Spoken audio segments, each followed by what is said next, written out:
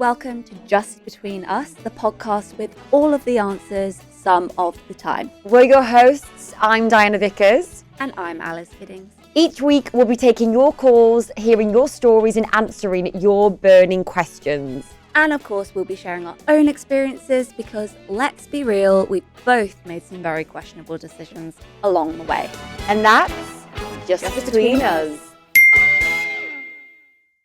Okay, Alice, who have we got calling in today?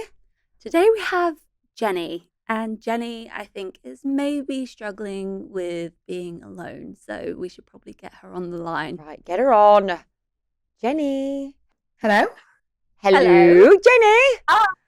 Hi, nice to meet you. Hey, love, nice to meet you. How you doing? I'm good, thank you. How are you? We're good, real good. Where are you calling us from today, Jenny? I'm calling from Hastings. Hastings, never been to Hastings. How historical. Oh, yeah, I love that.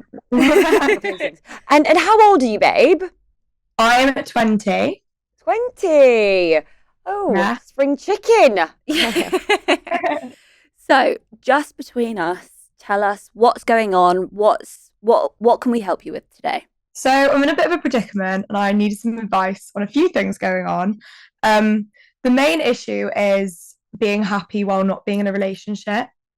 And I think speaking to friends who a lot of people are in happy relationships, they don't really get it. So my situation is I went to uni this year after coming out of a 2-year-long relationship. And I came straight to uni and got into straight away another relationship with someone, thinking that was like what's right, what's normal. And we've just broken up very recently and I'm doing the same thing again. It's like a repeating pattern. And I know I don't need to be in a relationship, but subconsciously, like something inside of me just feels the need to always be in one. I totally get it. It is really, really scary. We were just talking about this, Alice, because it's what you know, isn't it? And it's having that comfort of that person. And it's even the physical touch and just having companionship and someone to speak to that's always there and that you can rely on. But I've not been in a serious relationship for about 7 years now. Mm-hmm. And babe, honestly, it's the time of my life. I've had the time of my life. And you're so young as well. Like you're 20, you've got so much fun to have, and so you've got a great group of friends that you really enjoy spending. I'm so lucky. I have the best friends in the world, and they're so supportive of everything I do. But sometimes I just want them to turn around and say, "You need to stop." Yeah, like babe, just be single. Yeah, I mean, why have your previous relationships ended, if you don't mind me asking? It's sort of a very predictable cycle, so it's quite easy to explain. I convinced myself so much that I'm ready to be in a relationship and I'm ready for this person, and all of them they've all been great people. But when it comes down to it, I think I'm always looking for something else. Like there's something that I'll find in that person that's just not quite it. So that's why I keep looking for something else. Okay. Yeah, it is also really hard when you're dating someone, isn't it? And you do think that they're a really wonderful person, and all these qualities are so great, but there's something it doesn't quite fit. Are you not getting those? If you've been in love with these well, obviously your 2 year you were in love with them, but yeah, definitely. But the ones after you, it's not really like going emotionally to that next level. No, it hasn't, and that's the block that I'm trying to look for. I think, yeah. Okay, so what is it about, if we really try and pinpoint what about being alone and single for you is the sticking point? What is there anything that you can think of that might be a reason why you kind of tend to fall back into relationships? Yeah, I think maybe a lot of it stems from just having to have someone to tell what I'm doing with my day. I think a lot of security I've found in relationships is not necessarily physical security, but it's the emotional part of it, where you can come back from an end of a busy day, not message them all day, and just have someone to talk to. And I feel like I've always needed that. And as much as my friends are willing to do it, it is different with a partner. It is so different. Yeah, I completely get that. And I think, it's totally normal to sort of look at your life after a relationship and sense that void that person fills for you. And it can Yeah. feel lonely because it's suddenly ripped away and, you know, you don't always see it coming. So it's that feeling of, well, who do I tell this to? Why don't I have that feeling of connection? And actually, I think it's 88% of 18 to 30-year-olds, 34-year-olds feel a bit lonely at some point, Yeah. and we all feel Oh loneliness my at some God. point. Absolutely. So it's beyond normal that you're Yeah. kind of Yeah. sitting there thinking this emotional connection that I had, I don't have anymore, and that friends aren't filling it necessarily. But I think one thing that could be really useful is perhaps just properly scheduling alone time so it doesn't feel Yeah. like you're forced into it, if that makes sense. Like get dating yourself, like quality Yeah. time with yourself. Yeah. Love this. And I love that. because I think, you know, it's so easy to go home at the end of the day and you're just either in your uni house or in your halls or, you know, at home, and you're there and you're just like, well, do I watch TV? Like, should I read a book?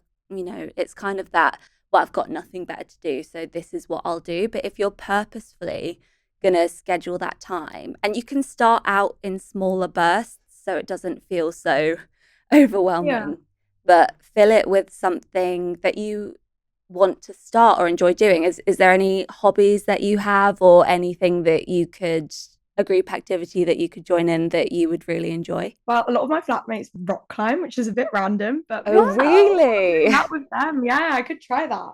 Yeah, Definitely. 100%. Because once you really enjoy something and look forward to something that doesn't include a romantic partner, it really expands your world a bit, I think. And it then becomes something to look forward to. And if you fall in love with it and enjoy rock climbing, or you find a similar sport that you enjoy doing, and you can set yourself challenges within that and push yourself within that, then it creates a real sense of achievement. And all of a sudden, not having someone at home at the end of the day doesn't feel like such a loss, if that makes sense. Yeah. Honestly, like, I love spending time with myself and taking myself on little dates. So I really love cinema, and I get dressed up a lot, especially in a week where there's not much going on.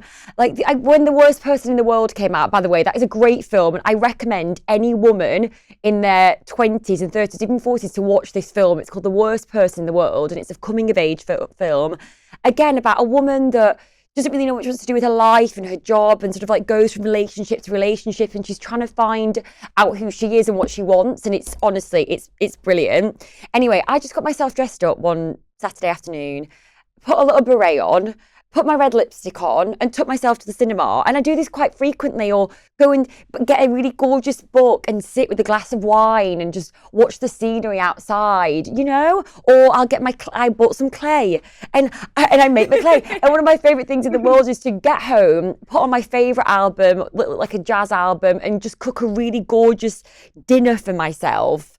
Little simple pleasures, and put on your favorite TV show, you know? And those things are, I don't know, la dolce vita, baby. It's the good life. I love all that. Yeah, it doesn't have to be as difficult as it sounds. I think you're right. Simple things that you do with partners, I can do by myself. I'm going to really try and take that on. Absolutely romance yourself. And also, I used to have I was in a 5-year relationship with someone, and the thought of losing him when we were breaking up was really scary, because we lived together, and I realised I did speak to him a lot, obviously, about everything, because he was just, it's like your little lifeline, isn't it? They're just always there. But then it actually was quite interesting to see how much my relationship, my friendships then evolved, and how much closer I got to my friends when we did break up, because now I've got best friends, you know, my best friend Chantel and my sister and my Tommy, and we just have a constant open WhatsApp line to each other. And we don't say morning, we don't say hi, how are you? It's just like, babe, have you seen this? You know, and I do think that you'll be surprised, actually, that this energy that you had with a partner, you can now put it into your friendships, and they'll probably really flourish. And you may even get that consistency of, you know, being able to talk to them in the evening and tell them about your day, and having that connection. I think if you try it and put energy there, it will evolve into that. Yeah. Yeah. And I had a couple of questions for you, Jenny, actually. The first is I wondered if, because I mean, the feeling of needing to be in a relationship can often stem from that insecure attachment style or anxious attachment style, which I've said before I have, so I know what it feels like.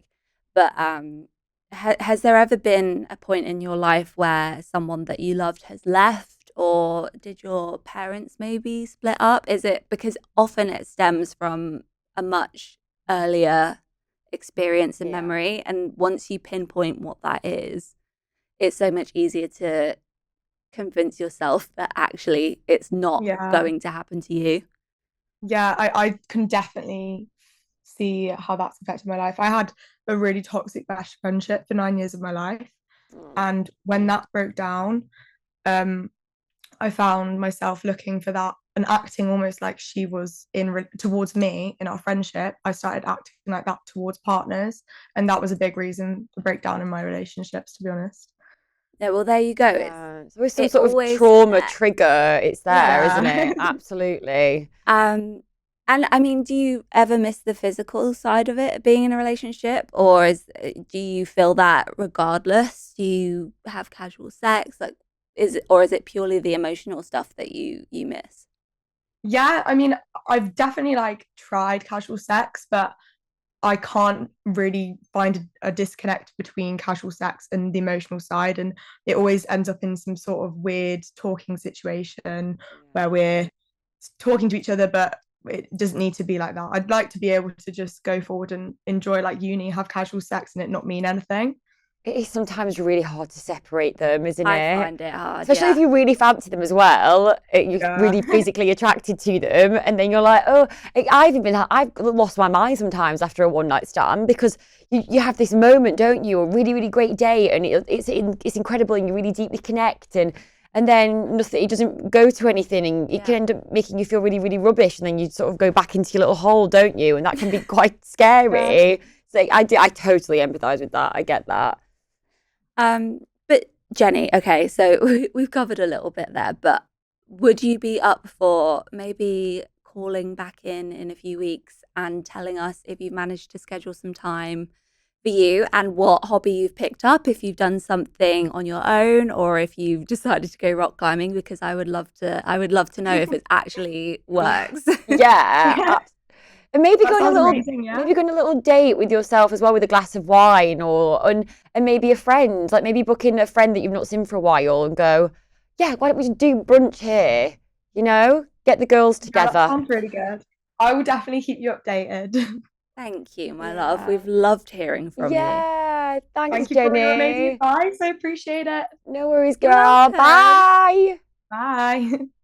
Great call. Love Jenny. Jenny's super So sweet. sweet. Also, she's 20. Like I said, spring chicken. She's got a whole life ahead of her. I know. Have you ever struggled with yeah, Yeah, I yeah. have. And I remember being at uni and being 20 and feeling, even then, like my issue was feeling like if I wasn't in a relationship, then I was kind of behind everyone. I get That that. was my big problem because I think there's such a thing about being on track.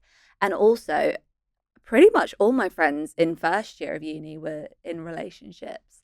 And I was too, and it wasn't going well. Mm. And we broke up, and everyone else was still together. And I just remember thinking, like, oh, this is like everyone's going on dates with their boyfriend, and I'm, here. And we were still doing everything together all the time. You do at uni, you Yeah. create a really great group of friends, and they're still my best friends to this day. But you sort of think, oh gosh, like, if I don't find someone at uni, then when am I going to find someone? Because I don't know what I'm going to be doing after uni. And then I create this whole timeline in my head.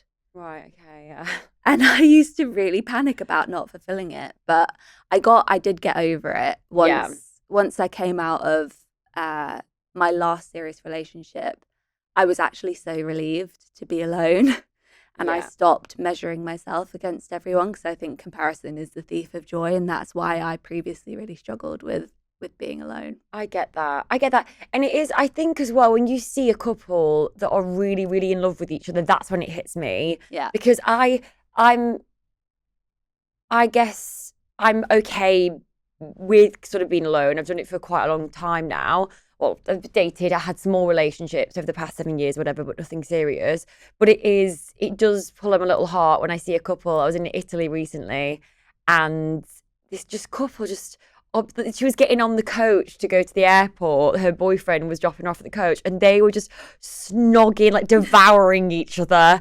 And I was like, oh my God. I was like, that is so nice to be that wanted. That's sometimes difficult to see. Yeah, I always have to remind myself though, because I mean, I'm in a relationship right now, but I remember when I used to be single, I would actively just tell myself that, okay, they definitely have an issue though. They definitely have a problem in that couple that I've just seen that looks perfect. There's 100% something that irritates them about each other. And absolutely. I see some people on Instagram and they look like they're having the time of their lives and really love, and then I go and have a drink with them and thinking, these are an absolute nightmare, these two. Yeah. And I'm like, I don't want that. No. Or not everything is ever as it seems at all.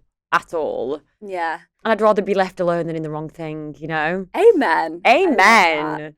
And I feel like it's really easy to look at celebrity relationships and judge those as well, because they all look, well, not all of them. I mean, you have Hailey Bieber and Justin Bieber who sometimes I mean, what is going on rep. there? I know. They don't look like, well, he doesn't always look like he's the best to her, does he? He doesn't. I think what's going on with him, I think that he's going through a bit of turmoil. It's very clear. Well, when I say bit, I mean a lot. And it must be hard because obviously they've made such a commitment. He's in sickness and in health, and she's trying to. Got a baby. They've got a baby. They're partners. It's so difficult when, you know, she wants to support him, and they've got a little baby, and then if she left, he's breaking up a family, and you know, he might get through it, and it might be so. It is, but it is hard. I don't know what is going on there, but it must also be really hard for them to deal with it in front of the public as well. Yeah. People scrutinising them, but they could be quite happy behind the scenes, and we're just all reading into it and misinterpreting it, and that's just how they are, and they're happy how they are. I know, and you just can't. That's the thing. You never know whether you're famous or not famous. You don't know. You don't know what is going on. Someone's content, so why idolize it? Exactly. And with TikTok, everyone is some sort of FBI. Everyone's doing conspiracy theories all the time. You know what I mean? And thinking, oh, well, I think this is going on and this. And then it's just Chinese whispers, isn't it? TikTok's wild for that. Things just, in theory, spread like wildfire. Yeah. It's wild. Absolutely. We did a lot of pieces on, do you remember that TikTok trend where the married couple would sit down and they would say, you know, the things that they got annoyed about with each other? Oh yeah, is it like, I can't remember what the phrase was. We listen and we don't judge. Yeah, that's the one. That's the one. And honestly, we had to cover it at Metro because it was the things that came out. You just see how actually deeply unhappy and resentful people are towards their partners. Quite a toxic game, that, isn't it? Yeah. Really. And there are stats that suggest, you know, if you have kids, your chances of separation are lower and stuff like that. But you have, 1 in 3 couples get divorced now? And it's just, you never know, honestly, how content people are. And I think people putting so much pressure on themselves for their relationship to look great and be great and appear great to everyone, it makes you more miserable. It really does. Like I said, I would literally, I'm 34 now, just turned 34, and I did think by now I would have been with someone, but no, they're not right. And I look back on every relationship and I'm like, I don't want that, what that ex has got with that partner. I don't want that ex. I don't want that. I know, and I don't want to be with the wrong person. I don't want to get married. I don't want to spend all that money on a wedding. Yeah. And invite all my friends out to Italy and have, you know, a big wedding and then have to get divorced. It's a nightmare. Divorce looks like an absolute nightmare. Yeah. I don't want to do it. So I want to just, although I probably will end up doing it, won't I? No, we don't know that. You could be very happily married for the rest of your life. Maybe. Anyway. But yeah, I would just rather take my sweet time. But it is quite scary. I am so ready. I am so ready for someone just to come in and build a life with. But they have to just open up this amazing world for me as well. Yeah. And I did, on my birthday, I had a bit of a lump in my throat. I was like, oh God, like, I'm so happy in my life. I've built and worked so hard on what I've done. But I do lack this love and deep connection. And when you're in love with someone, it's like, they always say, isn't it, like being in love is one thing, but like falling in love, it's like you fall in love with yourself, and the world just, when you're falling in love and the world turns like to technicolor, and it's just like you feel alive, doesn't it? You know what I mean? And like having that partner just to do things with, and just to be adored. I'd like it. That's really beautiful. I would like that. I really would like that, but it obviously has to be the right person. And that can get hard, and like physical connection. Like, I was on the beach in Italy and I saw loads of people snogging. I'm like, I just want a guy just to come over now that I'm mad about, just to snog me in the sea, and and then roll around on this beach with. You've just written a whole rom-com. Honestly, I think I've written some sort of dirty rom-com, but also like soft porno or something. Yeah. But there is a huge, and the thing is, no one's done a concrete study on this, because I was looking and looking and looking. But there is a huge narrative, if we look at kind of society in general, around women wanting that nuclear family and wanting to do the check boxes. And we were speaking in the office about what it means to be on track as a woman. And I think that can create a real sense of longing. Yeah. And an upset, and I think women get demonized for it as well, because we're seen as needy women if we want that, which we're perfectly entitled to want. Absolutely. Without being needy. And I hate that needy thing with women. Absolutely no, not the one.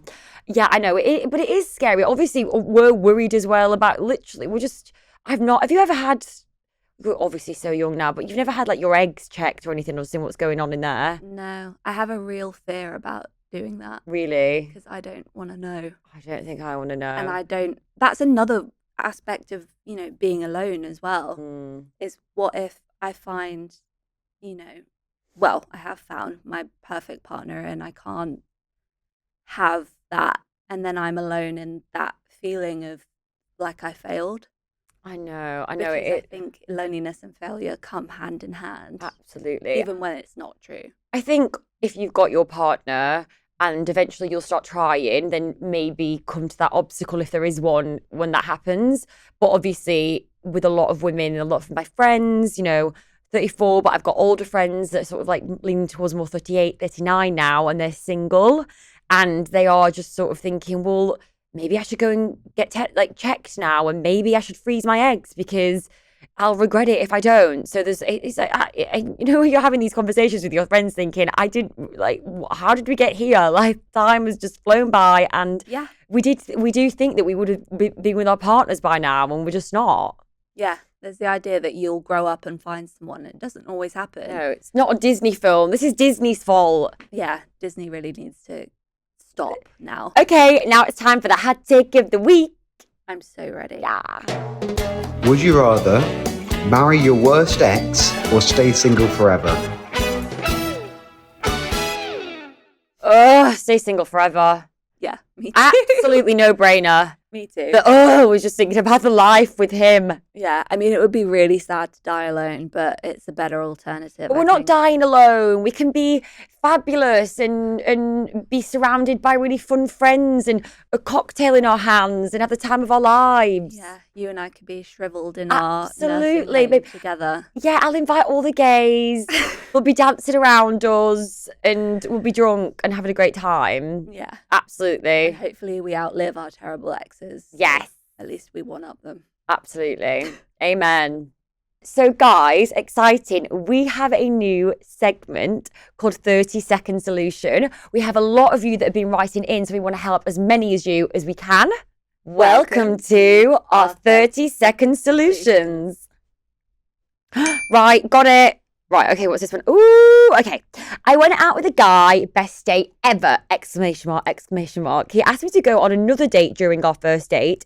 Texted me after the date a good night text and how much he enjoyed it, and it's been zero silence since then. I've been ghosted! Exclamation marks. What do I do? Okay, that's A, very rude of him. B, 76% of people have ghosted someone or been ghosted, so they're not alone. They're not alone. Ah! I'd follow up. I'd do one more message, maybe. Really? I wouldn't. What if she That's replied to the last perfect. one? I maybe just check and be like, hey, how's it? Or just not. Yeah, in the bin. In the bin. Yeah, in the bin bin. him off. If you've been ghosted, in the not bin. worth And he'll it. probably pop up anyway. Better off without him. I mean, yeah, no. On to the next. That was so stressful. I've got it. So I'm going out with a guy 20 years older than me. Oh, wow. He has kids and wants me to meet them, but I'm not ready. What should I do? Don't meet them. Yeah, basically. Just no. But tell him why. If he wants you to meet them, explain what's holding you back from wanting to meet them. And if he's a good person and a good father as well, he'll understand. Absolutely, because also if you're not ready, that's just going to mess everything up. You need to be in a good place when you want to meet them, because you'll just... They're also probably the same age. Yeah, that's what I was just thinking. I was like, well, in my head I think tiny babies, but they won't be. They'll be older. No, don't do it. No, Don't do avoid. it. Tell him, and if he doesn't get it, again in the bin. I'm excited. I like this game. I love things with like pressure. Right. Yep, got the next one. Okay, I'm going out with a guy for the first time, and I feel like he expects me to know what I'm doing, but I don't. How should I navigate this? I really like him, but it's the first time that I'm dating someone from the same sex. Okay. Oh, wait, is he talking about sexually? As in, like, in the bedroom? Yeah. Yeah. Well, you need to communicate. Yeah. That's what we spoke about last week. All guys. about communication. And if he is a nice guy and likes you, he will understand. And then you can grow together and explore. Exactly. I think so. I think just explain, listen, I'm not really good at this. I've never really done this before. Maybe if you've been sleeping with the ladies, then yeah, it's a totally different anatomy. Totally different ball game. So yeah, like I think just communicate, maybe watch some gay porn. Bad advice. I mean, yeah, 100%. See what's going on in gay porn. As long as it's ethical. Okay, we're done with 30 seconds. That was the most stressful 30 seconds or a minute and a half, if we combine them, of my life. Absolutely. Yeah, that was a lot. But we hope we helped. Let us know. But be nice. Well, I loved hearing from Jenny, and I see a lot of myself in Jenny, so I hope she rings back with all the deets. Yeah, absolutely. I really hope that she's taken herself out for a nice little day, done rock climbing. I mean, when she said rock climbing, that's my idea of hell, but I hope Jenny gets... It's impressive. I wasn't expecting it, so... It's those shoes. Yeah, they're not the height of fashion, are they? No, but yeah, it's a bit weird, the rock climber. But anyway, I hope that she does that, and then let's see how her relationships, her friendships evolve as well. Awesome. I'm Exactly. sure they will. Yeah. Exactly. Jenny, Call us back. that's it for this week's episode of Just Between Us, the podcast with all of the answers some of the time. If you've got a story or a question, then you can email us at justbetweenus@metro.co.uk, or you can join our WhatsApp group. The link is in the bio. And make sure that you follow us on Instagram and TikTok at JBUPod for all the behind the scenes clips. Until next time, keep it messy, keep it honest. And remember, It's just between us. Don't forget to follow or subscribe so you never ever miss an episode.